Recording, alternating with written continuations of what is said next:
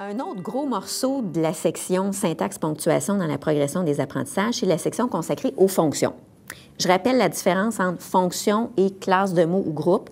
La fonction, c'est un rôle syntaxique qui est joué par un groupe de mots dans la phrase. Par exemple, sujet, c'est une fonction.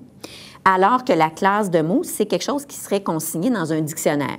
Comme un nom, un adjectif, ça va être indiqué à côté du mot dans le dictionnaire. Le groupe de mots, lui, prend sa classe, sa nature, si on veut, à partir du noyau, de son noyau. Donc, si le noyau d'un groupe est un nom, bien, on aura un groupe du nom ou groupe nominal. Donc, c'est important de distinguer fonction et classe de mots ou groupe. Dans la phrase, ce sont les groupes de mots qui ont des fonctions.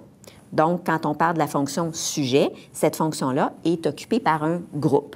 D'habitude, c'est un groupe nominal ou ça peut être un pronom aussi.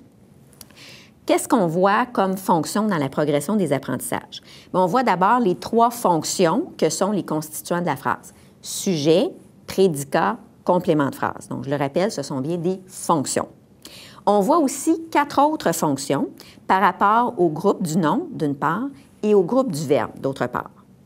Si je regarde le groupe du nom, j'y ai bien sûr toujours un nom, qui va être le noyau du groupe du nom, et j'ai bien souvent un déterminant. Tout ce qui vient en plus du nom et du déterminant, ce sont les expansions du nom. Ces expansions-là ont une fonction.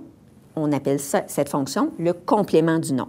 Alors, tout ce qui accompagne le nom et le déterminant dans le GN aura pour fonction d'être complément du nom. Ça, c'est une autre fonction qu'on voit. Et les autres fonctions sont toutes dans le groupe du verbe. Dans le groupe du verbe, en plus du verbe, qui est toujours le noyau, on peut avoir un certain nombre d'expansions qui auront 3 fonctions différentes selon ce qu'on voit dans la progression au primaire. On a d'abord la fonction attribut du sujet, quand on a un verbe attributif comme être, par exemple.